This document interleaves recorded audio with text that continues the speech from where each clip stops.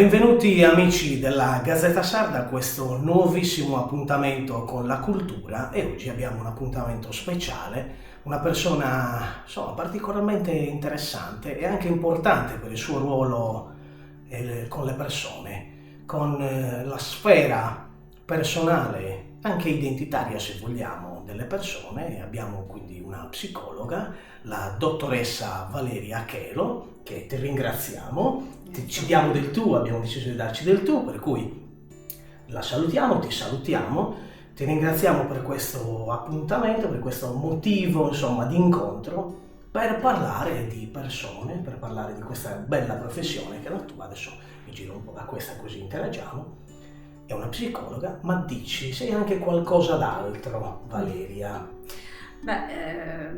Sì, direi che il mio percorso è stato un po' particolare, nel senso che io nasco mi formo come sociologa, poi mi specializzo in scienze politiche e inizio proprio a lavorare in quel campo, quindi nel campo delle risorse umane, selezione del personale, gare d'appalto nei progetti sociali in varie aziende, cooperative. E poi decido, proprio in quegli anni capisco però che in realtà la mia vocazione è un'altra e quindi mi butto nel campo inizialmente del counseling, appunto con una scuola triennale che ho fatto molto interessante, di counseling fenomenologico centrato sulla persona, e poi dalla mia passione appunto della sfera proprio della conoscenza della persona e mi laureo poi in psicologia. E adesso è da diversi anni che svolgo la libera professione di psicologa nel mio studio come libera professionista. Molto interessante, è il motivo appunto per cui ci siamo incontrati in questo momento culturale per la Gazzetta Sarda, per il nostro format, perché dovete sapere, amici della Gazzetta Sarda, che qui stiamo per parlare di un approccio rogersiano, che è una cosa molto importante ed è il punto chiave di questo incontro con la dottoressa Chelo, per cui Valeria, questa è una cosa molto interessante e particolare, poco conosciuta dai più. Sì, diciamo che è un approccio che non è tra i più famosi, ecco, possiamo dire. L'approccio rogersiano è un approccio che nasce negli anni 60 più o meno negli Stati Uniti, ed è un approccio che va in controtendenza, infatti viene chiamata anche la terza forza rispetto a quelli che erano gli approcci principali, che erano quelli psicodinamici e il comportamentismo, no? Quindi diciamo che erano degli approcci che avevano comunque entrambi, anche se in maniera diversa, una concezione della natura umana un po' pessimista, no? Quindi guidata da forze esterne non controllabili, oppure da una visione dell'essere umano comunque un po' più passiva.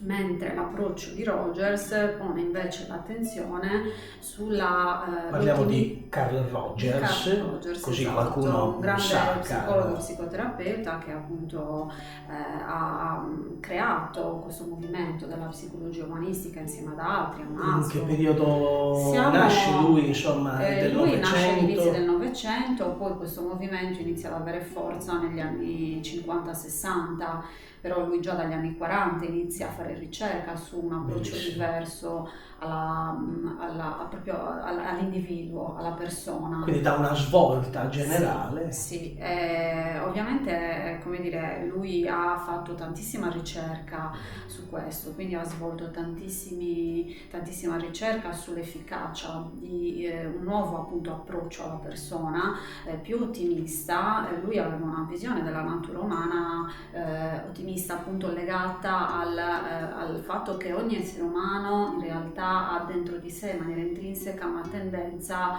all'autorealizzazione, no? Allo sviluppo delle sue potenzialità. Quindi c'è l'emblema di quel positivismo. Sì.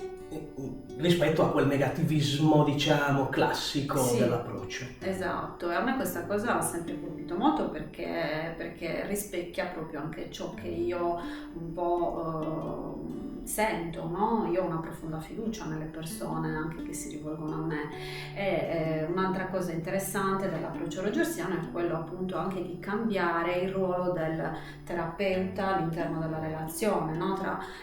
Lui non chiama più paziente, infatti, le persone che si rivolgono a lui, ma li chiama clienti, per poi successivamente, nell'ultima parte addirittura della sua vita, chiamarli proprio persone. Bellissimo. Quindi la relazione da persona a persona. L'abbattimento di un muro è importante, no? Tra i ruoli stessi. Sì, esatto. Quindi il compito del terapeuta è quello di facilitare attraverso l'avvenire di alcune condizioni di cui poi parleremo l'autorealizzazione, l'autosviluppo e anche l'autoguarigione della persona, che fa tutto lui però, quindi attraverso il rimando, attraverso varie tecniche, ma comunque sempre improntate a non dirigere, a non consigliare, a non interpretare, a non fare diagnosi, ma proprio a concepire l'essere umano come persona in grado di capirsi da solo e di trovare la propria strada autonomamente, e quindi il compito del terapeuta è quello di facilitare questa consapevolezza, questa autovisione, no, di se Bellissimo, stessi. bellissimo. Entriamo un po' nel merito anche di quello che devi fare tu e che fai tu, insomma, quando appunto vengono le persone. Io ho scribacchiato una frase una volta dove ho detto: tanta gente cerca il mistero, tuttavia è un mistero che non cerchino prima se stessi. Non c'è alcun mistero che non sia già svelato in loro. Sì. Si può ritrovare un po' nella sfera, insomma, delle persone che vengono questo aspetto? Ovviamente non sto invadendo il tuo campo, No, assolutamente, no, certo, però ma è per farti capire che anche io potenzialmente da persona insomma faccio parte di questo mondo, di questa sfera, un po' come tutti, del conoscersi, del sapere, no? Di riparare anche determinati aspetti di se stessi. Sì, io credo che noi siamo sicuramente il mistero più grande, no? Che ci sia, cioè l'essere umano unico, irripetibile, al di là di qualsiasi diagnosi, classificazione, è già un mistero di per sé che solo noi stessi possiamo però veramente conoscere ed entrarci in contatto profondo, no? Quindi la sorpresa un po' della persona, del proprio essere, credo che sia una delle cose più belle che esistano. Quindi, Ed è sì. bellissimo che hai detto la sorpresa. Mm-hmm. Qual è la sorpresa continua nel tuo lavoro, anche nello specifico delle persone che arrivano qui? Storie differenti, in alcuni casi magari saranno anche storie simili o molto simili, Sì. fasce di età. Spiegaci un po' come funziona qui, insomma. Ma diciamo che Innanzitutto tu ti occupi, perdona, sì. di determinati temi oppure... Beh, allora diciamo che, come dire, io accolgo principalmente da una fascia di età che va dagli adolescenti, quindi dai 15-16 anni, mi occupo poi di adulti, di terapie di coppia, quindi diciamo che di supporto alla genitorialità, di tanti temi, quindi è uno spettro molto ampio di persone che si possono rivolgere a me.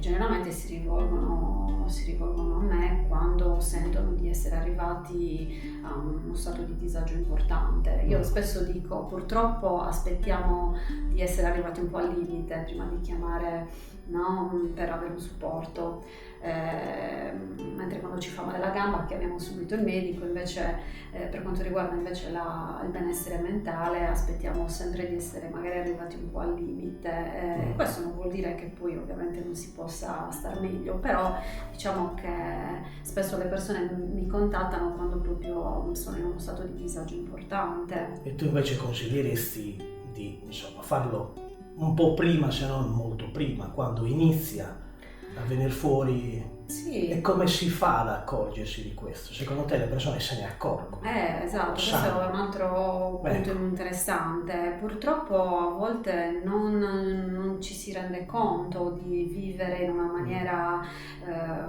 non orientata al proprio benessere, diciamo. E da che cosa potrebbe essere condizionato? Dal fattore, non so, del mondo in cui viviamo, anche un fattore culturale? Beh sì, diciamo che di sicuro il contesto sociale e culturale di riferimento non facilita la comprensione di se stessi, l'educazione affettiva, emotiva, potrebbe essere fatto molto di più, no? Anche all'interno del sistema scolastico, insomma, la struttura organizzativa non è orientata anche a sostenere lo sviluppo emotivo, affettivo dei ragazzi, degli studenti, dei bimbi, ma si concentra molto sulle competenze, sulle performance, sulle conoscenze, che ovviamente sono anche importanti, però manca un pezzo importante che aiuterebbe sicuramente a avere anche maggiore consapevolezza di come si sta vivendo, no? Di chi si è. Molto interessante. Quindi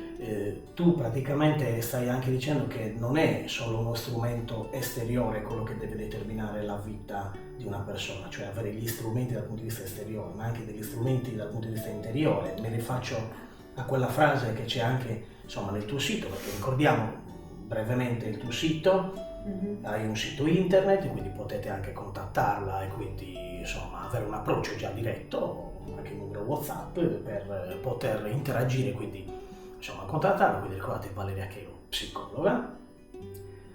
Appunto, nel sito leggerete una parola importante, insomma, di questa sfera dell'anima, il mondo dell'anima, no?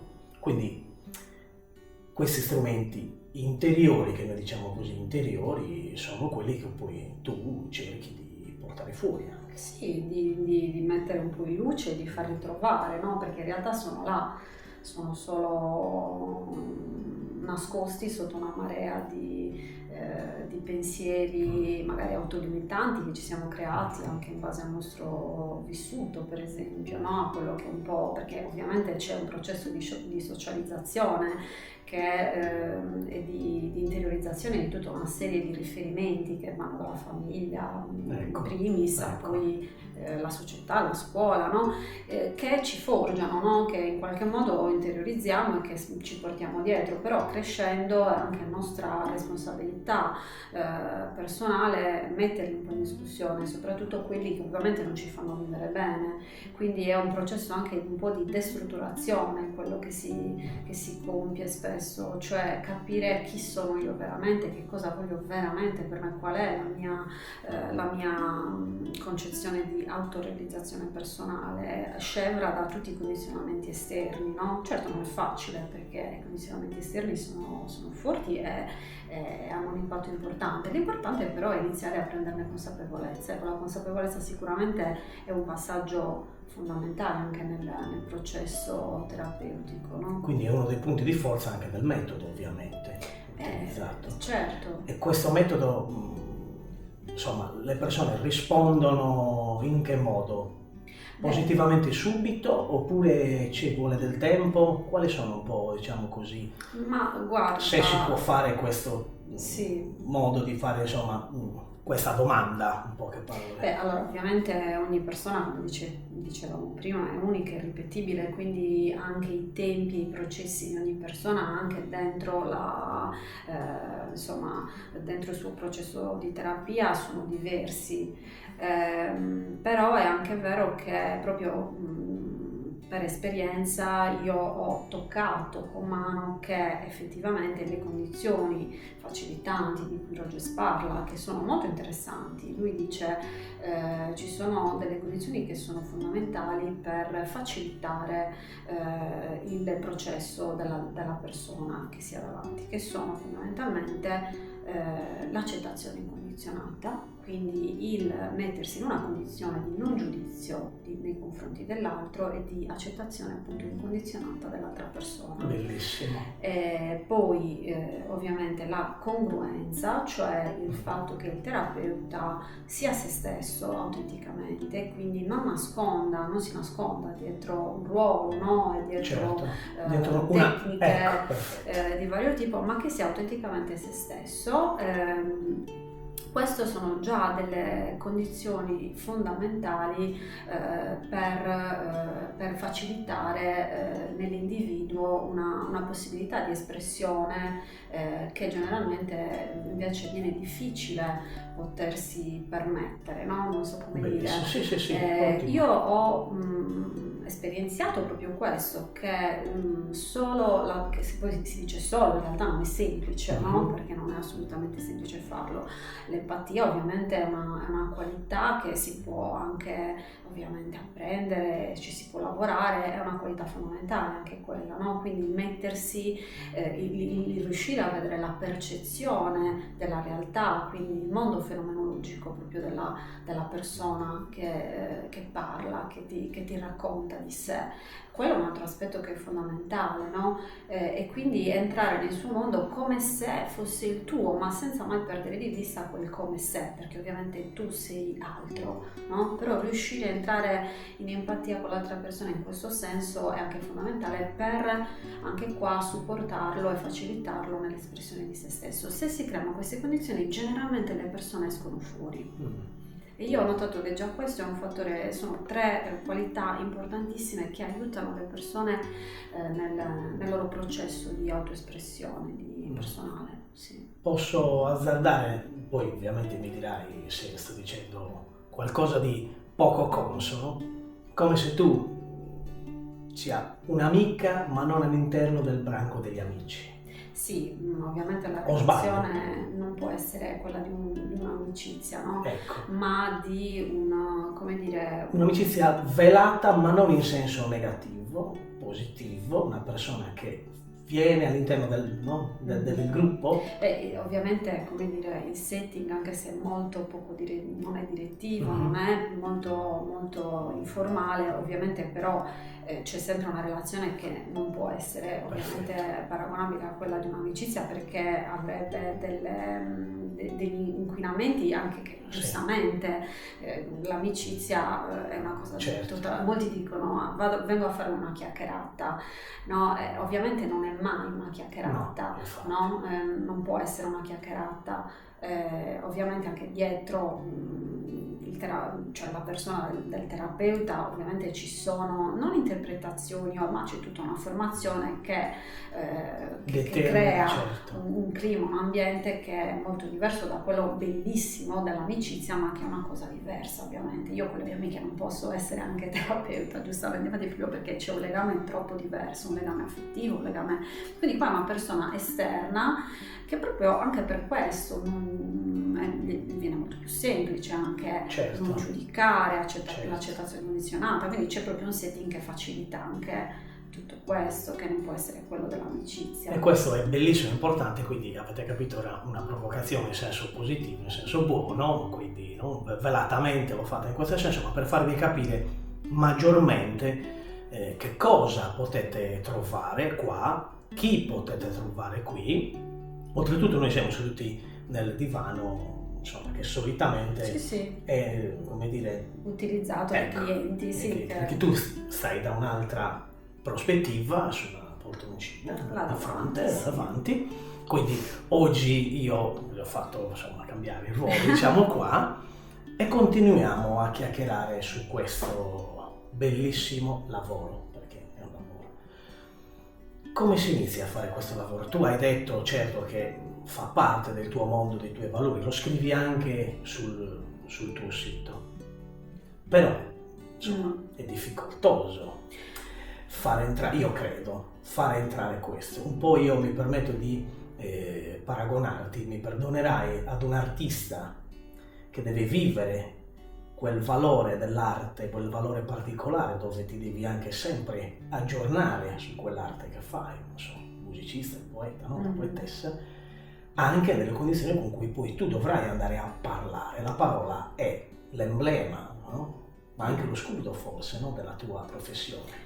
La parola è il mezzo fondamentale che abbiamo di espressione. Ovviamente. In un mondo in cui non si parla quasi più. Beh, diciamo che si parla, ma si parla poco di cose profonde, si parla poco di se stessi, delle proprie emozioni, dei propri, di ciò che... Decadimenti. Beh sì, anche dei propri dolori, delle proprie sofferenze, no? Ci sono persone che non parlano, non hanno nessuno con cui parlare, magari sono anni così, quindi questa è una questione che a me colpisce molto, no? Cioè proprio la non possibilità di parlare di se stessi in maniera profonda, di non avere la possibilità di trovare all'esterno anche la possibilità di essere accolti in questo senso, ma solo in termini di a volte quello che si ha, quello che non si ha, cosa si è fatto, no? Quindi rimanere sul contenuto anche un po' così, ma non andare in profondità. Ma noi siamo questo in realtà, no? È inutile che ci possiamo anche girare intorno, però noi siamo questo. Quindi, come dire, credo che questo sia un'opportunità importante, no? Per le persone che vengono qua, anche solo di potersi esprimere, di potersi anche veramente conoscere in questo senso, perché poi non parlando con gli altri, noi siamo anche esseri sociali, no? E quindi abbiamo necessità della relazione con l'altro. Io sono anche sociologa, ma noi siamo esseri sociali, quindi la relazione con l'altro ci permette di crescere molto più velocemente, per esempio, no? È molto importante anche per la crescita esistenziale, quindi il fatto che molte persone invece fatichino a trovare questa possibilità nelle relazioni con gli altri, ovviamente le pone in una situazione di grande malessere. E questo si può riflettere anche sulla fenomenologia, uso questa parola, te l'ho rubata, dei social network.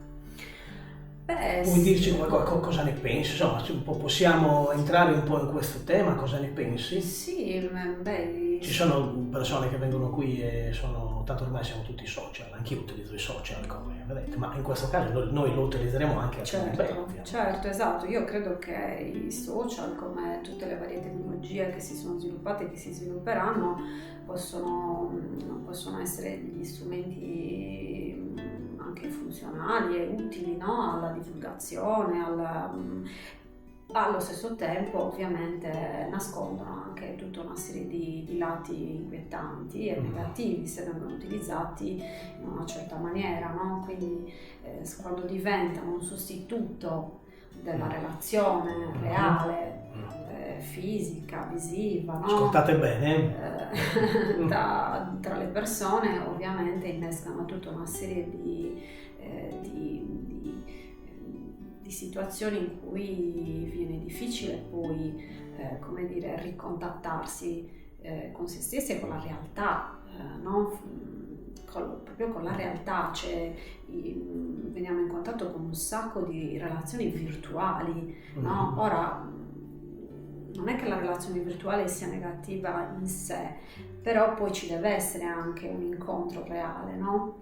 Invece quello che spesso mi viene riportato è di amicizie esclusivamente virtuali e magari di adolescenti che stanno anche relazioni amorose virtuali, no? E quindi là si la condivisione di valori e di cose importanti in maniera molto molto frivola, cioè sì, lasciate così, no? Sì, poi a volte può essere anche, come dire, fatto in maniera profonda, però, come dire, poi ci deve essere anche un incontro vero tra persone, cioè, come dire, noi avremmo potuto fare questa intervista, per esempio, io dal mio computer e tu dal tuo computer, no? Però non sarebbe stata la stessa cosa, indubbiamente. Non sarebbe stato neanche il riflesso del mio format, che è proprio l'incontro tra persone. Esatto, e questo secondo me non si deve perdere, quindi io credo che i social possano essere utili utilizzandoli per quello che può, come dire, aiutarci che possono aiutarci per esempio nella divulgazione, come dicevo prima, di tanti temi interessanti, oppure anche nel ricontattare persone che sono molto distanti da noi. Anche per la propria professione, però non possono assolutamente sostituire la relazione da persona a persona. Ecco, quello è sicuramente una cosa ovvia. Quindi ritornare a bersi un buon tè. Sì, senza il cellulare in mano. Tra amici. È una delle chiavi forse per restare in contatto con l'altro. Certo. Quindi una buona tazza di tè era questo. Vogliamo continuare un po' a magari fare qualche esempio lampante. Ovviamente noi non faremo mai i nomi, insomma la privacy assolutamente. Certo. Però per esempio c'è un tema ricorrente, io te ne vorrei dire uno, non so se quello del narcisismo. si può parlare di qualcosa del genere. Sai perché te lo sto dicendo? Perché ricollegando un po' a quello che abbiamo parlato prima sui social, io stavo per dirti, in alcuni casi a me pare che i social siano per alcune persone un'estensione del loro. Ecco, ma proprio anche questo fattore vedo anche di alcuni ragazzi o ragazzine nel mostrare anche il proprio corpo in maniera molto molto molto evidente, ma non solo ragazzine, anche donne grandi. Io la vedo molto molto, mi hai capito, mi avete capito. Possiamo parlare di questo tema, cosa ne pensi? Beh, sicuramente... Ho esagerato? No, beh, credo che ci sia sicuramente che i social appunto abbiano accentuato anche la possibilità di che tutti vengano visti e quindi che ci si possa esibire maggiormente, no? Che si possa... Ovviamente si esibisce ciò che viene... generalmente ciò che viene ritenuto apprezzabile dagli altri, no? Quindi i momenti più belli oppure i sorrisoni quando in realtà poi finita la foto non si sorride più, piuttosto che i corpi più o meno perfetti o performanti. Ovviamente qua stiamo parlando della possibilità di essere visti, di essere riconosciuti, però io credo che dietro ci sia sempre un po' questa necessità, questo bisogno. Ovviamente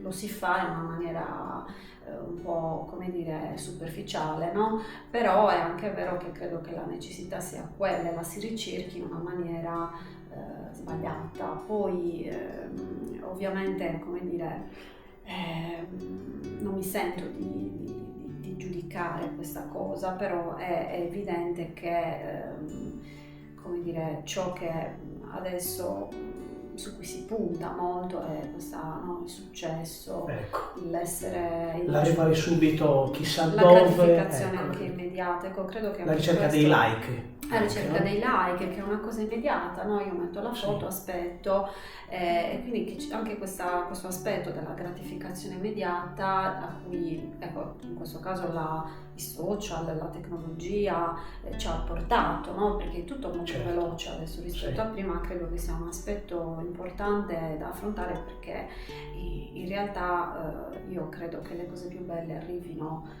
sapendo invece posticipare la gratificazione, no? Con l'impegno, con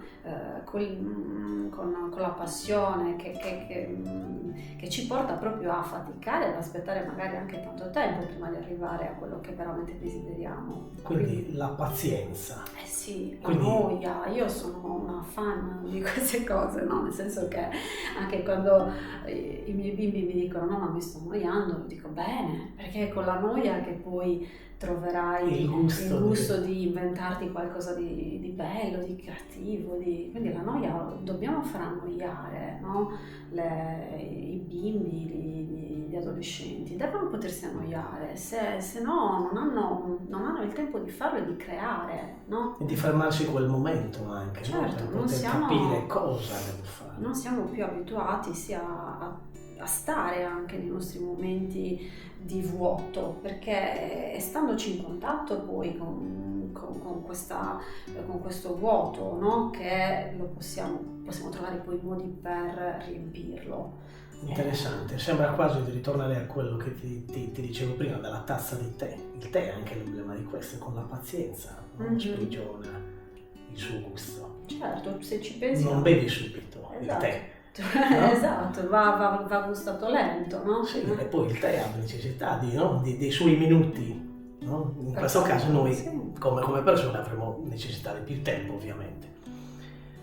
Vogliamo parlare di qualcos'altro e chiudere questo incontro? Cosa ne pensi? E dare una chiusura per dare, come dire, qualche dritta in più alle persone per come dire, approcciarsi al tuo mondo e alla tua professione. Quali sono i sistemi? L'abbiamo un po' accennato, ma insomma, allora, partiamo da qui.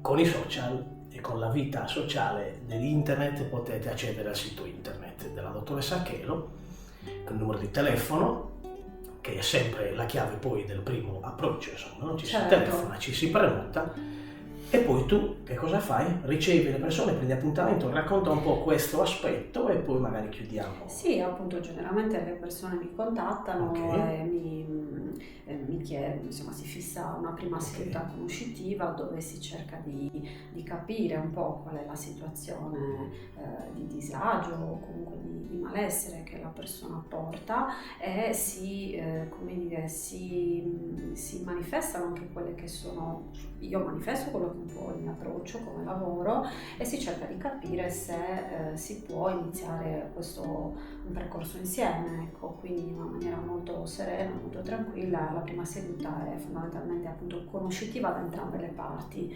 e poi appunto si decide se continuare. Ovviamente ogni percorso è a sé, quindi io non posso, cioè non c'è un numero fisso di sedute che si Certo. fissa dall'inizio, che si determina dall'inizio, ma perché appunto l'essere umano è talmente sorprendente che io non posso sapere quanto ci vorrà, quanto non ci vorrà a che il cambiamento avvenga e come dire che la persona, molto spesso sono le persone stesse che capiscono, anzi è sempre così, è la persona che capisce quando è arrivato il momento di concludere il percorso. Io in questo lascio Piena libertà. assolutamente sì, non c'è nessuna direttività, non c'è nessuna persona può interrompere quando vuole in ogni caso il percorso e quindi sì, poi ripeto, ovviamente si inizia se c'è la volontà di entrambe le parti, un percorso insieme che può avere una cadenza concordata anche insieme, a meno che non siano casi proprio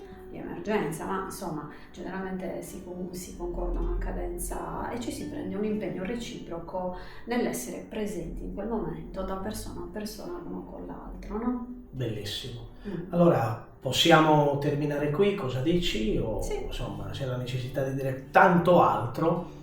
Quindi, amici della Gazzetta Sarda, avete insomma ancora una volta visto una nuova finestra aperta sul nostro mondo, insomma, sulla nostra società, sulla nostra cultura.